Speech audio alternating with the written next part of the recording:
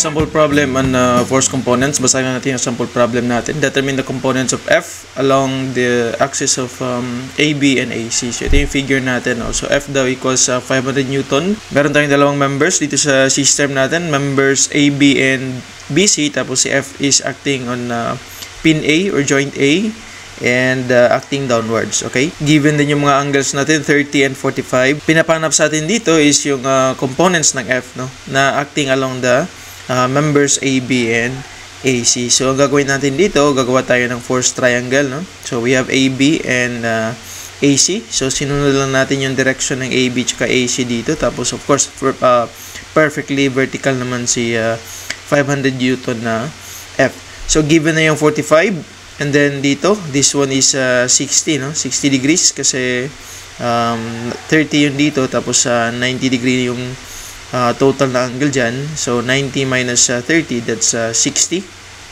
Kaya nilagay na rin natin 60 dito, no? And then, of course, ito, this one is 180 minus 45 minus 60. Ang lalabas niyan is 75 degrees. Based dito sa triangle na to, no, ang kukompute natin is yung magnitude ng side AB and side AC. So, gagamitin natin dito, meron tayong given na isang side tapos dalawang angles. Ang gagamitin natin dito is of course yung sine law, no? So, sine law naman is member tapos opposite lang na angle, no? So, we have AB, yung opposite ng AB na angle is of course yung 60 degrees, no? And then you have 500, yung opposite niya is yung 75 degrees. So, AB over sine 60 equals 500 over sine 75. Tapos, lipat lang natin dito sa kabila yung isa, no? Tapos, yun, makukuha na natin si sine.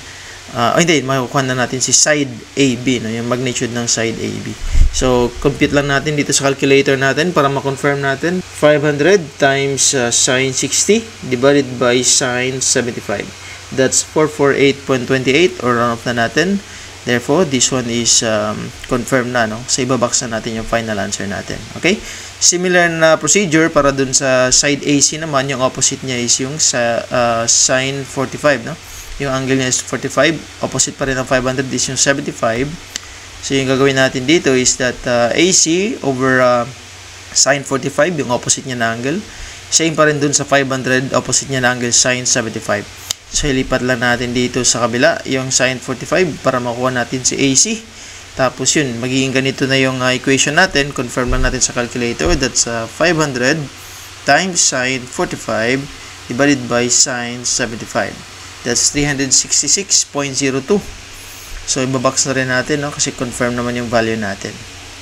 Okay. So, I think that's it, no? Para sa sample problem na to, no? Madali lang kapag dalawang members lang or dalawang forces lang yung kukunin natin from a single force kasi gagawa lang tayo ng triangle, no? Tapos yun, ang gagawin lang natin is yung mga triangle na properties lang. So, in this case, sine law yun na-apply natin, no?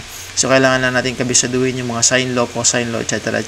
Yung mga properties ng triangle. So, yun. Thank you again for watching and see you sa mga next sample problems natin.